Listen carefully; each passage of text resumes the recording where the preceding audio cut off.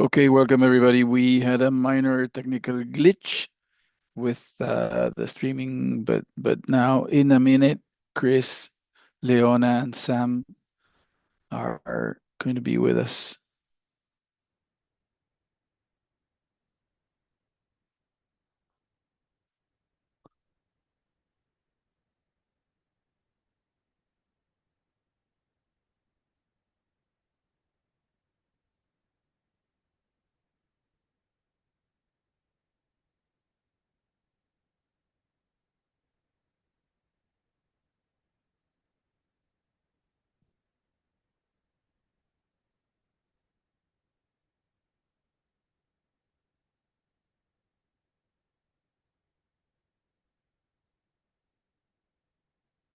Okay, wonderful. We're back online and we're back with Chris, Leona, and Sam, who are joining respectively from San Francisco, or the Bay Area, better said, Palo Alto.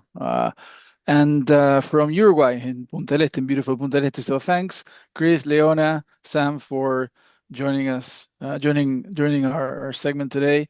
This is a very special segment. Our whole initiative is about change in education, and we think it's immensely valuable to hear from people who have done change in real life in different circumstances, as we'll hear from Sam and Leona and Chris. But nonetheless, these are relatable experiences for many people around the world who will be watching this video later and hearing firsthand from the three of them on what it takes to change and what happens when we try to develop innovative schools, when we try to make change happen in real life. So thanks for joining us. I'd invite you both, maybe Sam and Leona can start by just telling us a little bit of your background, and then we'll get into the experience of what it is to be the founding heads and the founding head, in the case of Chris, of a school that is really standing up for change. Thank you. Well, firstly, thank you so much, Gabriel, for having us on. It's a privilege and an honor, and also for connecting us with Chris. We've been doing a bit of nosying at your school and around your website, and there's a lot of alignment there that I think we can touch on later in this conversation. But my name's Sam Irving. I am half of the leadership at the Garrison School as the co-head of school here. I'm originally from the UK. I've been living in Uruguay for 8 years, and my background kind of prior to becoming the co-head of school here was largely in homeschooling. So I spent about 10 years in the private sector working one-on-one with students, building kind of really hyper-personalized curriculum and academic trajectories. And part of the kind of pedagogy and the approaches of the Garrison School have been informed by that kind of student-teacher relationship, the mutual knowledge and trust, and it's something that really complements Leona's experience coming into this project. Hi, thank you, Gabriel. My name is Leona Dauphin. I am from the Netherlands. I've been in Uruguay just over 3 years now. My background very much is international school education. So I've been working in international schools for about 22 years now. I've worked in international schools and been part of school startups in Europe and Southeast Asia and the Middle East. And I found out about this project early in 2022. I'd never been to Uruguay before, but the mission and vision behind it spoke to me on such a personal level that I packed up my whole life and moved to Uruguay. With her cats that are behind us actually in this in this live call. And Media's the beautiful dog. Ay, sí. Well, I guess that means it's my turn, Claudia. Well, what a wonderful pair right there working down there in Uruguay. So I think, as Sam said, certainly some alignment, I think, in values and philosophy And I think it's been great to see not just here at my schools that I've been involved with, but really globally. That's what I'm hearing, the same kind of messages of connectiveness, relevancy, authenticity, and really what the heck do we mean by personalization, and how do we shake up or truly transform education? I myself started in public schools for about a decade, and then I over in the East Coast, and then I went to grad school after doing some consulting and landed back out here in California, which I've enjoyed and been here since 2007. During that time, I spent a little stint at an international school system, but actually I was in Las Vegas, not international, and where I was charged with really changing the climate from a omnibus traditional grading and curriculum system to more of a competency-based system across 10 different schools, international schools, which made it truly an interesting challenge in terms of transforming not just pedagogy and tools, but also culture. And from there, I was introduced to a school called Alt School, which we might dive into a little bit, which sounds a lot like what some schools or school systems are trying to do now, which is really exciting.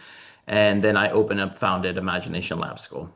So I've had many opportunities, and I think one of the great opportunities that I've had, and again, to echo Sam's words, gratitude and honor for being part of this conversation, is just being able to meet so many people from across the globe.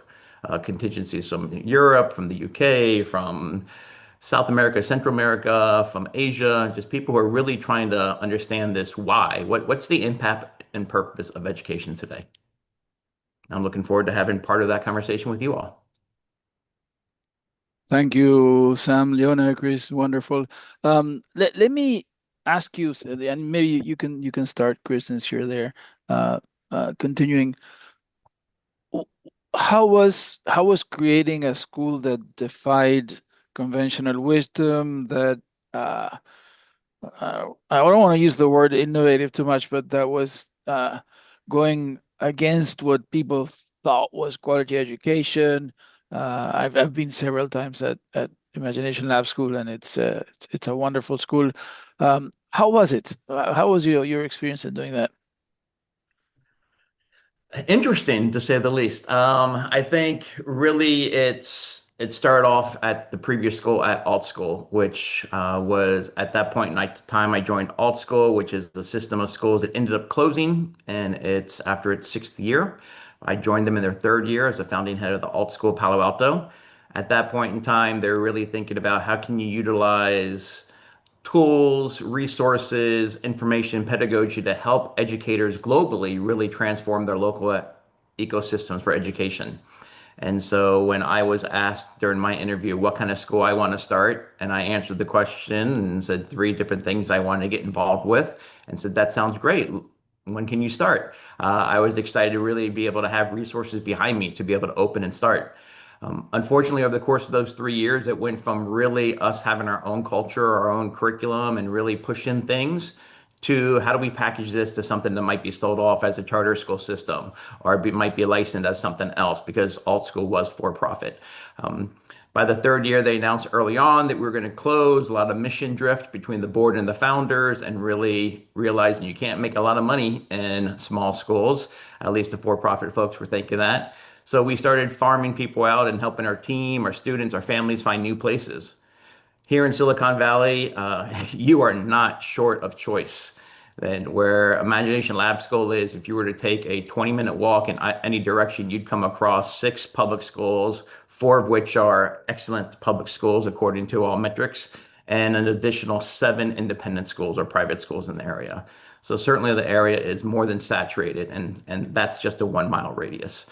So what I heard as families started going out and seeing some beautiful campuses, some innovative programs, some places which have been there forever, nobody really had our culture and community. And when I talked to more and more families and figured out what did they mean by culture and community, I think they talked about honoring the sanctity of childhood, respecting the individualization of every child, and helping not just the students, but the adults as learners as well. So that's what we started. And certainly from the first day, the first year when we had 7 full-time educators and 12 students, it's that the idea was very radical in this area where even the most progressively minded folks are really challenged with what I call the battle between the heart and the head. The heart says, I want something different from my child. I want my child to have authentic learning. I want my child to really do their own thing and spark their own interest and find out who they are and strengthen their creativity and curiosity. The head says, wait a second, I got straight A's and B's. I prepped for the standardized test. I went to X, Y, and Z university. And I think parents are really struggling with that today. And technology and social media just exacerbates that. So it's not an end game, I don't think, Gabrielle, and perhaps Leona and Sam will share the same. It's not really an end game, but it's a process and an iterative process. And so, founding a school, you get kind of your early adopters, people who say, hey, I want to take the leap. I believe in this. I can become an advocate of this. I can make the Kool-Aid, as it were. And they're out there helping you. And then you have to have the proof. You have to demonstrate that your students are growing. You have to demonstrate that you're living up to your mission, your vision. And over time, we're actually gonna be able to spread and have more and more folks talk about us in line with talking about other schools. I remember a family, our fourth year, who came to me so excited because she finally saw on WhatsApp that when people were going through admission season talking about what schools they were going to go to, they finally started talking about our school. And she said, we're part of the conversation now. And that was 4 years in. But I think really that's part of the process is continuing to shape and identify, hold strong to who our culture is, of what we value and who we are, be iterative and change whenever possible as necessary to accentuate and support the mission and the vision. And then also being able to hold true to it. Some parents come in and want to get, where's my letter grades? Where's my 3 hours of homework? Where's the standardized homework packet? Well, we don't do that. There's a school right down the street you might want to go and visit. And I think those components are really, they're challenging, but when you do them and do them right, you really grow a group of students, learners, staff, and families who are really supportive of the mission and helping you grow. Yeah. Well, so it sounds like we have an exciting future ahead of us. As a school, we are 3.5 years old. Yep. So Toddlers. we're toddlers. But a lot of what you said, Chris, really resonates in terms of community, what parents are looking for, and that struggle between what we know and what we think we want. And I think for us, we're at a point where we've really managed to find the people that we resonate with, or the people that resonate with us. Authenticity is incredibly important for us as a community. It's written right into our mission statement.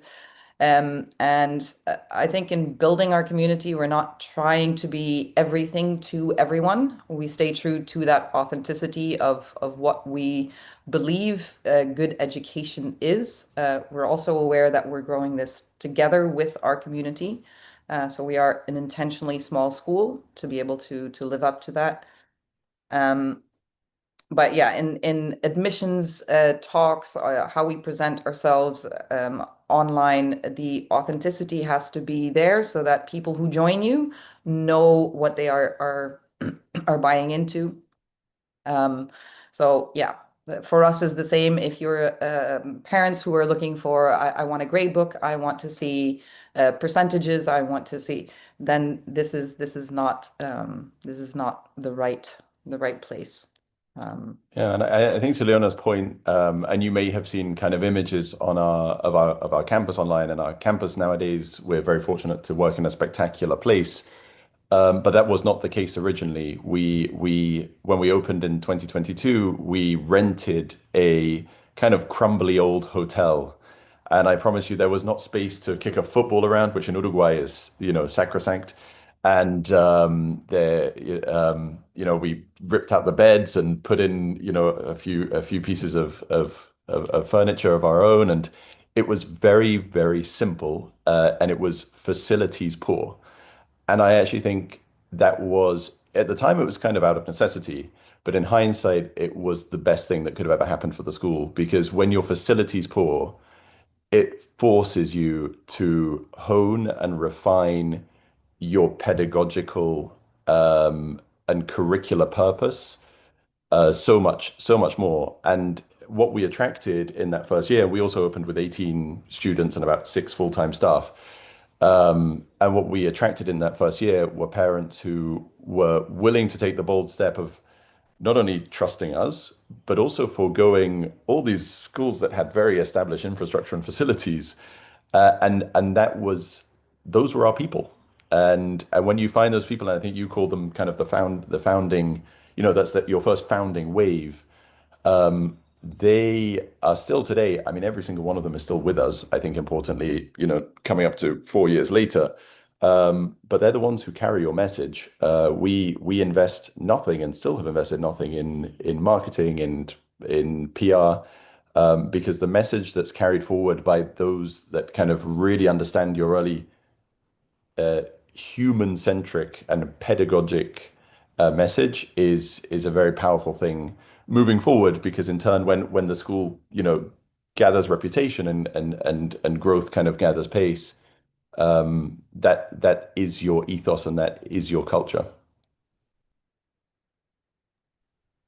When families come in to inquire about the school, one of the greatest challenges we face in making change happen is that our quote unquote clients still want the old product. And by far and large, this is not like the tech industry where everybody wants the new iPhone or the latest gadget. We have to actually persuade our prospective clients that this change that we are proposing is actually quality education. How do you communicate that? Let's stay with Sam and Leon, and then we'll go to Chris. I think that's pretty interesting. I think from my perspective, the change speaks for itself, and when you are initially going to be met with some doubt, some skepticism when you present something that's outside the box, but you will have those early adopters who are more open-minded and more willing to say, things have aligned in such a way that what you're saying really connects with me, really resonates with my family, resonates with where I see my child and what I want for my child. And then you have that first big test, which is, I've said what I've said and we've promised what we've promised. And it's now, as Chris said earlier, kind of, can we deliver? Can we actually walk the walk? And when you show the impact that your model and your pedagogy and your curriculum and your team, and by the way, we could get on to teams later, but I think you can have the best curriculum and the best campus, but if your team is not exceptional, then your offering will fall short. But when families and parents see the impact, and it's surprisingly quick, it's not something that's a slow burner that takes a year or two to witness. We've had parents come to us and say, within 2 weeks, my child's fallen in love with learning again. And when they go out and they share that, because there's nothing that parents want to share more than when they see their kids thriving. I mean, that is every parent's priority. And they go out into their community and say, hey, I made the switch and I took the leap, but where my kid is now is in a completely different space. And so the proof really is in the pudding. And I think from that initial group of founders, what we've really relied on is focus on internally delivering on our promise and trusting that if we get that bit right, the admissions and the rest and the growth that we need to see, that will take care of itself. I think early on in the talks about what this model for education that we were building was for, one of the things that came up, I think, from all of the meetings with parents and when we talked about mission is the purpose of education. Because the purpose of education has always been to prepare the next generation to thrive and to do well in the world that we're sending them into. And I think the one thing that kept coming up in meetings with board members, with parents, with educators is we want our children to be able to create meaningful purpose. Like, what is my place in this world? How do I function? What do I bring to it? And how can I improve it? And I think that is in admissions, the main thing we have to drive home. Like, what are we preparing your children for? What is it that you want for your kids? And overwhelmingly so, I want them to understand their purpose and how they fit into this world and can have be a positive contributor. And whether that means that they're the best surf teacher out there, or if that means they're an engineer, it can look different, but we just want them to find that purpose, and we're looking for a school that can help them do that.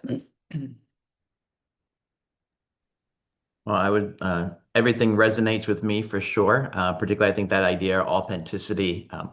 I think in admissions here, I've seen a few different things here in California. My first school, independent school, was up in Napa, and I joined them in their 6th year.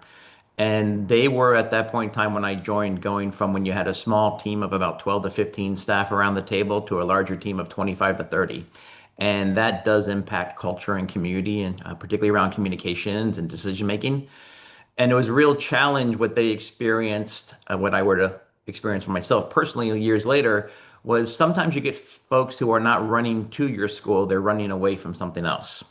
Certainly here in Silicon Valley. And that's been the case both at alt school and here, where we have lots of families who, in an independent school or private school, we sometimes, particularly as a small school, as yours is, we're don't have a full staff. We don't have people who might be able to support, a wraparound aid for a young child who might need it for one reason or another, or speech interventionist or some other thing. Fortunately, we're flexible enough in our mindsets that when we're open and honest with families and they are with us, we try to figure out like, we want to have a wide arms of admission because we don't want to have a very narrow perspective of who can and cannot be supported. But if between ourselves and the family, we don't have the right tools and resources, we're not the right fit for some students and for some families. I call that educational malpractice. And as you all know, even in a small school, you want the enrollment, but if you can't serve that child, it is malpractice.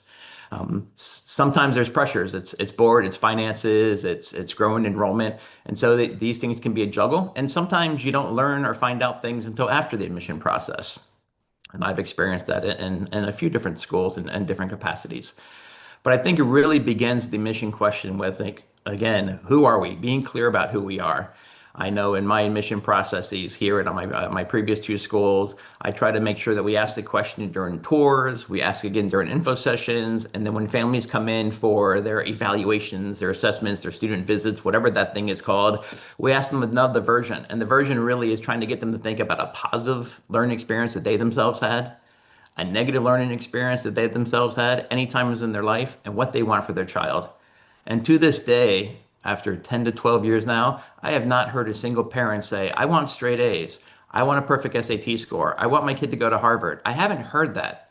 But again, it's the heart and the mind continue to argue and have this argument over and over again. So I think you both also said it. You have to go back to say, hey, here we said who we are. We said this is what we're going to do, and this is our emphasis. And yes, your child was, cramming and doing homework and doing standardized tests once a week and really trying to push the standardized score, but they had no authentic voice. Could they write a 5-paragraph essay? Absolutely. Did they know form and format? Absolutely. Did they know voice? Did they know structure? Did they know purpose? Not at all. And that's kind of, I think you mentioned that turn us here, Silicon Valley, I know, but to say we want to reverse engineer kids from being students into helping them put themselves back together as learners. And that looks a lot different. And we have to partner with families, to your point, Gabrielle, because they are the client, they are the consumer. And so how do we help families walk and navigate this path as well? I think in our point, we found it much stronger understanding for younger applicant students than transfer students in terms of parents overall and their alignment of what we want and what we're looking for. And what I think that is the amount of previous school experience they had with their own children. At ILS last year, we looked around and realized of our 5th and 6th graders, which was our kindergartners were finally 6th graders, over 75% of them, our kids were the first or the only child in their families, which is higher than any percentage at any school I've been at. That's really interesting. In We both had, your cases, can I just jump on something sure, of course. you said there, because I just had a Of course. meeting this week with the parents of a 12-year-old who relatively recently joined our school, and she had been, your kind of straight A student, standardized test once a week, classroom of 30, face the teacher. And the parents took the leap and ended up joining our school. And they said they sat down with me this week and they said, you know what? It was extremely frustrating for her when she joined the school because suddenly she didn't have that point of comparison with all her friends that she could go away and say, I'm the straight A student, because that was became her entire identity. And that was a real kind of testing and frustrating process for her to go through. But what they said is, they said, thank goodness she had that experience now. Because when we reflected on it, we realized for most kids around the world, sadly, they have that experience when they reach 18 and they have all this structure and these artificial internal targets that kind of all suddenly drop away and hold, no, there's no form of continuity in the adult life that kind of gives you that same structure. And they reach that age and they transition to university or to careers and with very little concept of who they are and what motivates them and what their purpose is beyond beyond hitting the grades. And so it's really interesting that you bring that up because we've had that conversation just this week. Well, before you mention your question, Gabriel, I want to piggyback that and give a plug for a friend of mine, and Gabriel knows about this book. But here, local, one of our city council person, her name's Julie Lithgott-Hames, and she's written a book called How to Raise an Adult. And she used to be a former dean of student at Stanford. And she really talks about this challenge, particularly in college and universities around, I want my child to be a doctor, or I want my child to be this, I want my child to be that. And the question is, well, what does your child want to be? And how often do we stop and really ask them? So it's a lovely book, How to Raise an Adult. I think it's we gave it to our entire school community a couple of years ago, and then a couple of our literature teachers had some book reads with families throughout the course of the year. But I think it really helps frame the discussion because so much of parents, and even as educators here in the United States and globally, we look at the U.S. World News and Report. What are the top 25 schools? And that's success. And she argues, and data shows, if you actually go drop all the way down to 300, the top 300 schools, the satisfaction of graduates, the alumni associations, the donations to their school are just as high and strong as the top 25, which are indicators that school 26 through school 300 could be a really amazing school for your child. So why are you playing this game of a narrow gap of success when their opportunities for success are much broader, let alone not even go into a four-year college and university these days because of the growing CTE fields, career training and education fields, yes. Wonderful, thank you. This is a great segue into what I was going to ask you now. And in both cases, Leona and Sam you don't yet have students of graduating age in your school, and Chris has now moved into a new role where you are going to be working with students at the graduating stage in another innovative proposition for a school. How do you anticipate, or how do you plan to help your students navigate the transition between external expectations, what they will encounter in university, in college? Hopefully, colleges will change, but there doesn't seem to be a lot of positive indicators in that respect. So how do you see the next few years? How will you build up your students to emerge from a completely different model into one that will probably have different expectations for them?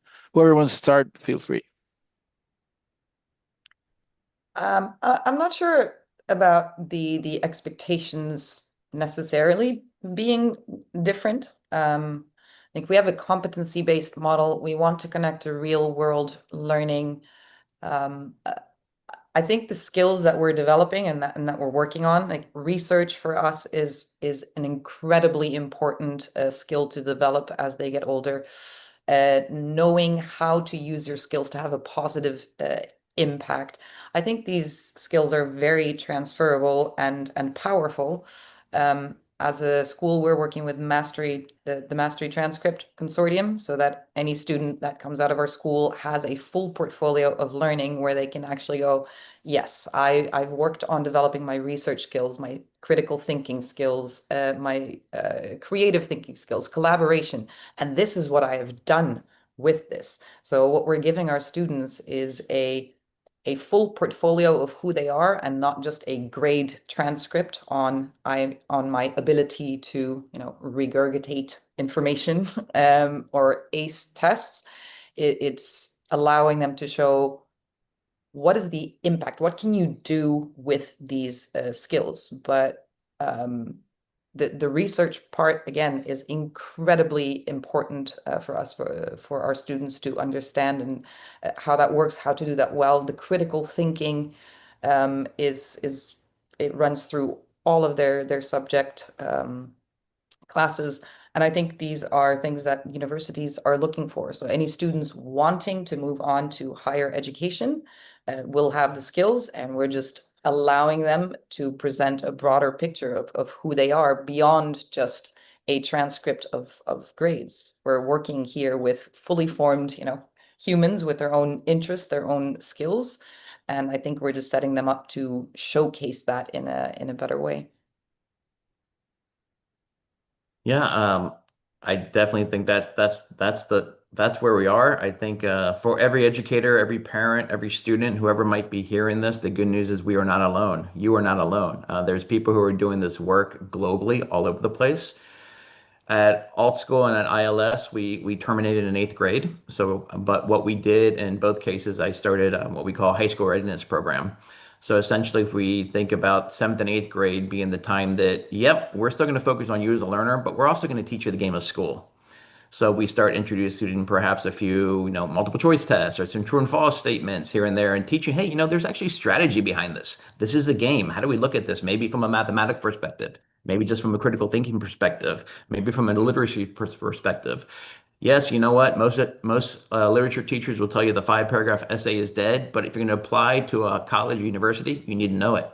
So can you do it, and how can you do it well? So again, really focusing on the game of school and helping families as well, helping them navigate. Think about, not just boarding schools or day schools or travel schools or other kind of things. They really go back to this thing of what is best for my child. Not what is my intention, what's my hope and dream, but what's my child's hope and dream. So I think these are two ways to really support them. Thinking beyond that, as we look at the college landscape and beyond high school, beyond secondary education, I think Silicon Valley here in this part of the Bay, we have great role models. We have Minerva College, which is a college university without an actual campus in sight and very much personalized. And we have Foothill College, one of several very strong community colleges in the area, which serves traditionally, but not always, students whose families have not gone through college and university, 2-year degree programs, but you also now have a guarantee. If you get I believe it's a 3.0, you're automatically enrolled in any of this college, the state universities thereafter to finish your 4-year degree, should you choose to. And they have degree programs which are actually preparing people to walk out of a 2-year degree with jobs that provide a livable wage in this area, which is not something that 4-year colleges and universities can prepare. So I think it's a lot about aligning on what is that vision for this. I have 2 kiddos, a 12 and a 14-year-old, and they're both very different. And I think the paths they're going to end up walking are going to be very, very different. So as a parent who's an educator, I'm wrestling always with like, hey, I did A, B, and C. This isn't me. These are 2 very, very different kiddos who have their own interests.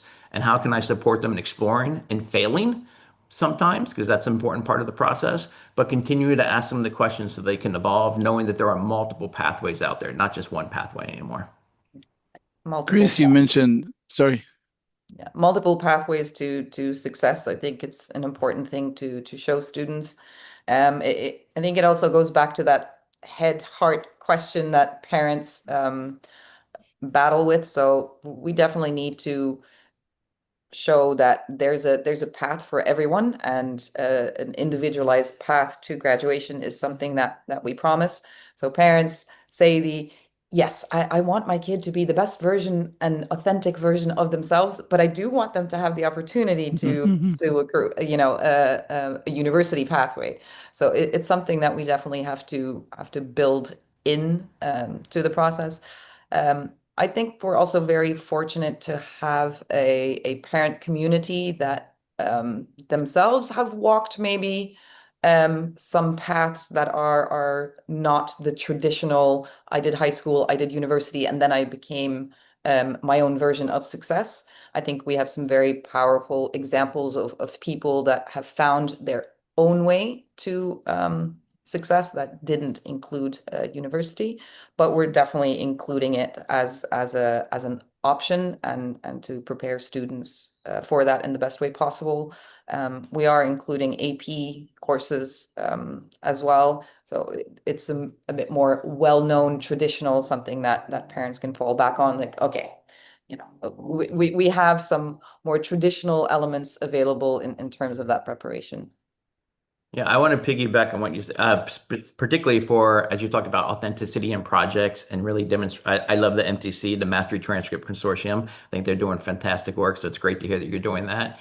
And, certainly what the admission folks that I've spoken to, and whether it's been personally, locally, hearing them on a podcast, even the college and university folks, there's plenty of kids with a 1500 SAT or 1550 SAT. There's plenty of kids with fives and sixes on their APs.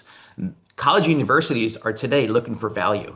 They're looking for value add when they're going through their mission process. They want to know what someone going to bring. So when a child has this portfolio that goes beyond just a transcript, but portfolio of their projects, their impact in the community, their volunteer relationships, I think that really helps them stand out. And I think that's an important part. Again, the last two schools I've been with, we haven't had a high school. We terminated eighth grade, but thinking about high school programs, that's a big component of it, is helping them understand, yeah, you know what, we can really work and drive your child to make sure that they can do all these things that they need to do to get into the college university of choice.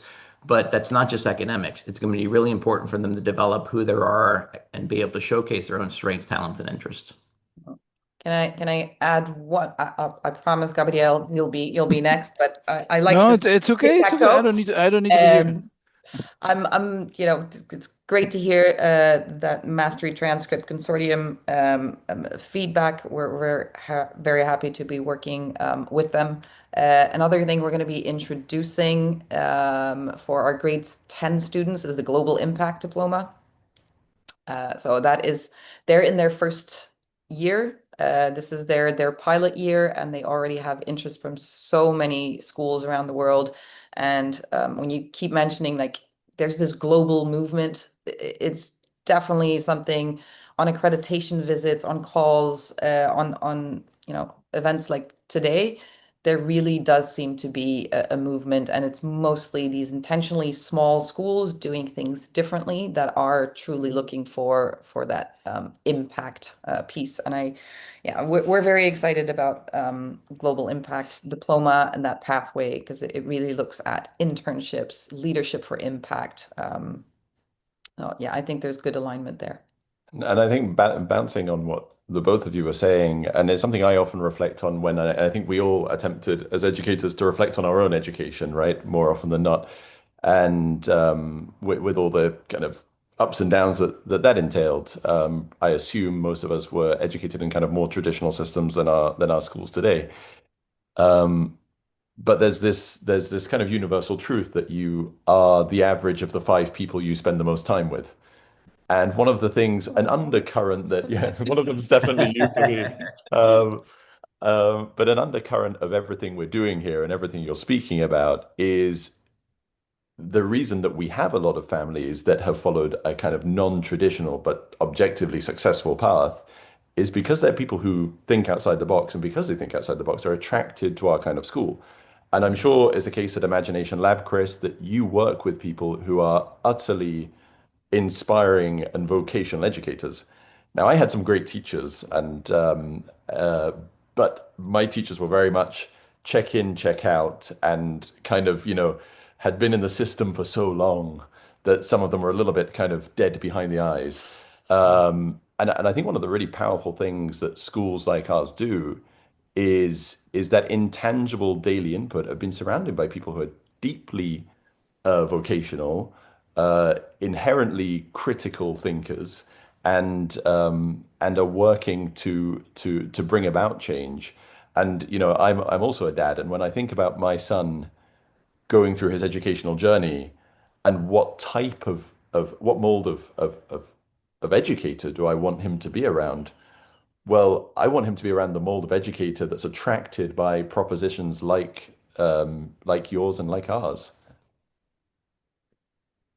in terms of educators who will be listening to what you're saying, and who don't work in schools that are perhaps as innovative as yours, where the general atmosphere is conducive to a lot of the elements of your education that you mentioned, like project-based learning, sense of purpose, etc. But want to develop their programs within a school, no? And some innovative programs within a school. And one of the challenges that we all face in that context when educators are trying to develop some kind of more forward-thinking program is, how do you develop a narrative for the community? Like the typical thing is, oh, what did you do today? Johnny goes back and, oh, we didn't do anything today, because they just sat around and then we're discussing deeper things. So that for the student is, we didn't do anything today. No hicimos nada, no? In Spanish there. How do you work in terms of the narrative so that families understand what you're doing, and how can that be relatable to folks who want to innovate in their own environments? Well, I'll jump in on the latter, because I was actually thinking that as you were finishing your piece, Sam. I was thinking, oh, here we are talking about this independent and international school world, and we probably are talking about 1 to 5% of educators and students globally, right? And so it's a much bigger question.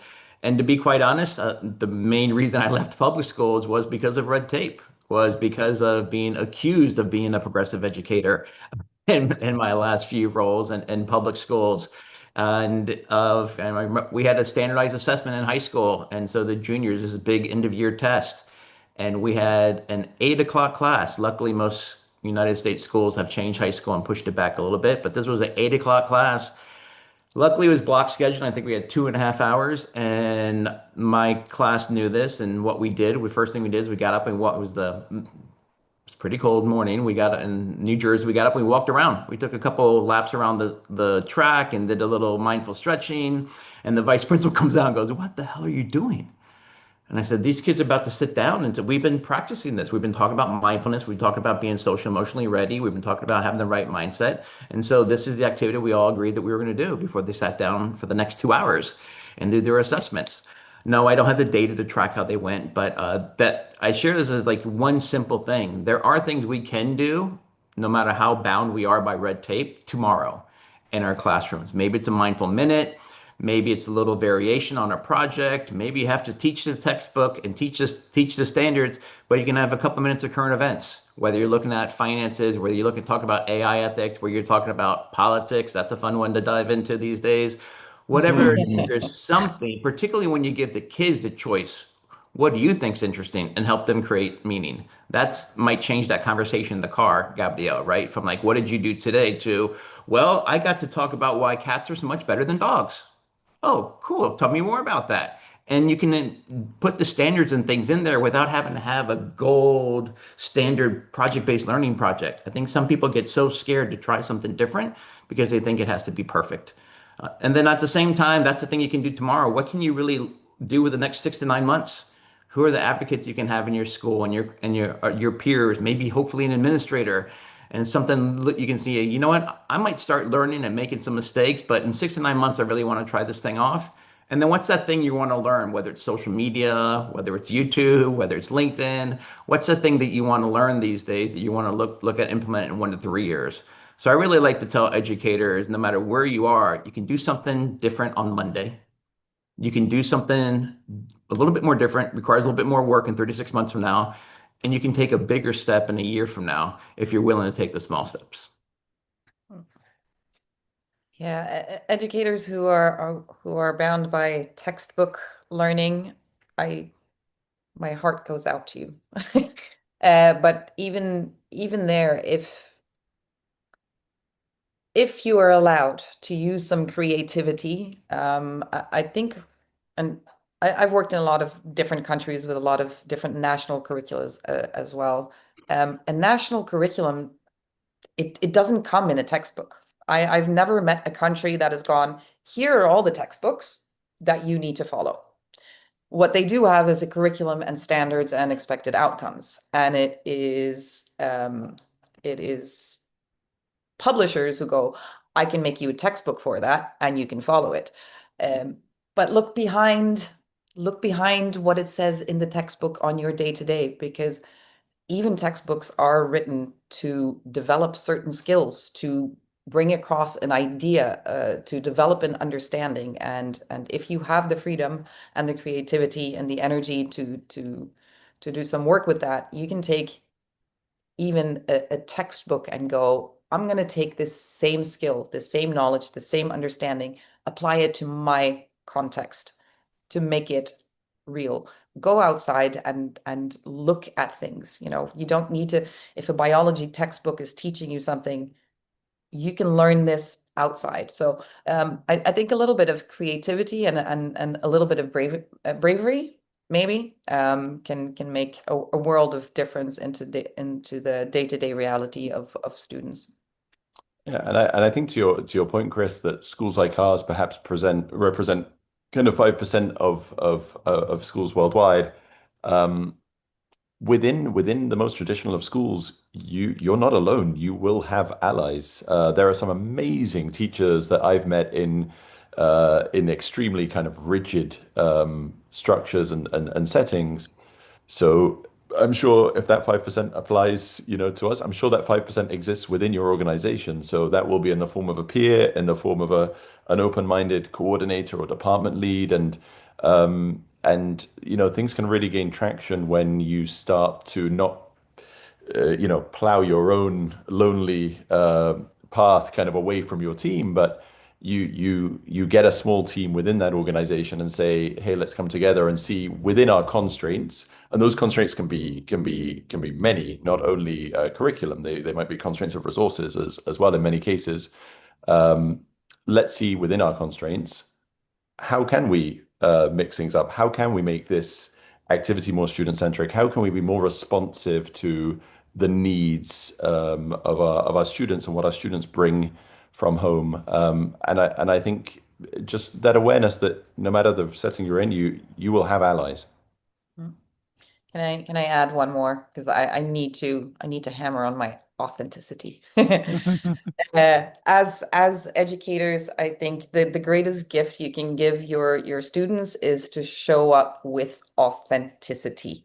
Like, you've chosen to be an educator, but you are also a family member, you are also a friend, you are so many things, and you have your own passions, you have your own sense of humor, and do your students a favor and show that. If we want them to truly feel that they matter, they have a purpose, then they need to be able to show up as themselves, and they need people to look up to, and show them how that works and what that looks like. So even with all the red tape and all the constraints you might have, authenticity is free and can be shared and should be shared. Thank you. We have Matthew Johnson. Matthew, feel free to join us. He's joining in from Australia. He's the president of the Australian Special Education Principals Association. They will be leading our next segment. Matthew, we're having a very interesting discussion with Leona, Sam, and Chris on innovative schools. They are respectively in Uruguay and in San Francisco, and we're wrapping up. But welcome, Matt. Thank you. So, final question before we go back to the Far East again. There's an almost inevitable question: is how do you think AI will impact the future of learning, and how will that have repercussions in your conceived model of schooling? I kind of saw this one coming. I've been thinking about it. You No, know I my had a obsessions also. beautiful, like, real world example today, and something that's happening in our school. So we're about to finish our school year, and we have a group of students that are preparing a 360 end of year review. And the students have sent out a questionnaire to all of their friends, their parents, their teachers, with questions about them as a learner, with questions about them as an individual. I told him, I was like, you've set this survey up where people have to like write extensive answers, and you're going to end up with so much data. And you're 12 and 13 years old. I don't think you have the skills yet to work with such large qualitative data sets. And for me, that one activity kind of brought together what I believe about AI and education. Um, I think looking at like the mission statement of Imagination Lab and ours, that idea of creativity, ethics, the emotional intelligence, the knowing yourself, these are things that AI cannot do. We need to focus in education on what makes us uniquely human, on relationship building, that adaptability, the creativity, but then we can use AI to make our lives easier. So these students, what they've done is they've asked questions that are definitely about relationships, that show emotional intelligence. Then they're going to have this huge data set, which they can feed into AI, who can give them a very unbiased breakdown of what is actually being said about them. And I think that to me is, if we continue to work with those things that make us uniquely human, but also learn how to use AI into how to make lives easier. For me, that is where future of education should go. Personal opinion.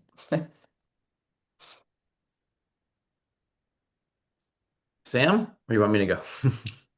I think I'm largely aligned with Leona there. I think like any technology, it deserves, and Gabrielle is actually far more knowledgeable on this than I am. So I could almost reflect the question back at you, Gabrielle. He's written books on the subject.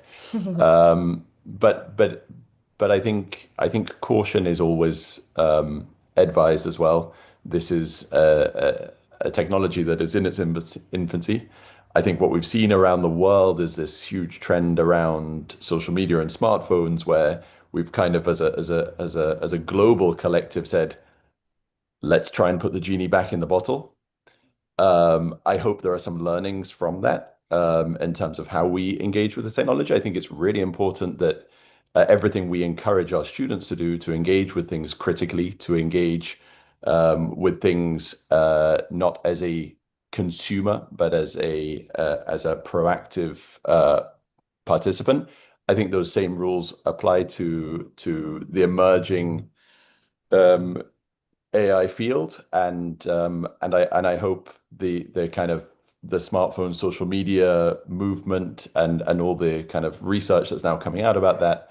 I hope something has been learned from that so that we can move forward in a way that really harnesses the power of the technology and seeks to curb some of the prospective downsides. I'm Thank very you. interested to hear your answer, Chris, knowing that you're in Silicon Valley. That's Well, being in Silicon Valley, you get a lot of people knocking on your door, whether it's through LinkedIn or literally knocking on the door saying, "Hey, I've got this great idea. We're working, me and my buddy who work at company X have this side hustle. We're trying to develop this thing. What do you think?"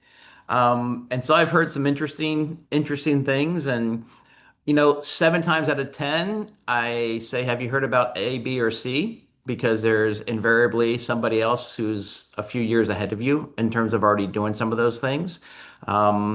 And maybe their market is India or their market is East Asia or something else. So it might not be a local market. But I think, well, first I want to say kudos, Gabrielle. I can't believe we got to 55 minutes before you mentioned AI. You really are taking your hat of moderator very seriously. So kudos to you for that. Well, I think, and you both said it, but I'll expand on it a little bit. It's a tool. Just like my pen, just like my phone, just like a textbook, make great ramps and paperweights. They're all tools. And what's the purpose of the tool that we're going to utilize? And I think there's evidence largely happening, and again, globally, where AI is being used to further and extend critical thinking and individual creativity. So it is a tool for that. But when we start utilizing AI as the way to solve and fix and finish a project, we're taking the human out of it. And we talked about authenticity, I think, is a big theme of our conversation across the three of us. And so I think authenticity and AI can be really true partners when it is human-centered and when we're utilizing the tools to do the things that we want them to do. And I mentioned this at a dinner recently with Gabrielle and some folks who were visiting us. And AI, I think we're doing a disservice by referring to it as AI. It's kind of like in the UK when they say maths instead of math. It's not one AI. There are AI tools. I love that dig, Sam. I'm a big fan. Joe Keller here. She got me hooked on it here at Stanford. And I really, as a mathematics educator myself, there's no language art. There's language arts. So I think it's the same thing with AI. When we think about all the parameters, all the dangers, absolutely, it's a scary thing. But there are also opportunities. There are efficiencies for educators. You were just talking about the student report. For us, writing narrative progress reports, I remember taking 40, 45 hours to write 20 progress reports. If I'm inputting information, inputting snippets across the semester, I can shrink that down to 10 to 15 hours by utilizing AI to capture the inputs I put for Sam earlier. What are his strengths and challenges? Let's look at the data. I now go through it. I'm still the critical thinker. I'm still the creative person. It's still my voice. I go through it in and finish it. That's a huge efficiency, which buys time for educators and for students. So I think we need to, while I'm a big fan of regenerative education, I'm a big fan of school design and community engagement. We need to balance and figure out, like, how do we find the right place where their students are literate in AI so they don't get to college and university and it's a tool for cheating, but it's a tool for expanding their knowledge of who they are and the impact they can have in the broader world. Thank you, Leona, Sam, Chris. It's been a wonderful discussion, a very interesting discussion. We're now ready to move on back to Australia. And we have the wonderful folks from there who are going to share with us what they're doing there. So thanks a million. We're going to end the live stream now, and we will be back momentarily. Thank you to both. The three of you, actually. Thank you.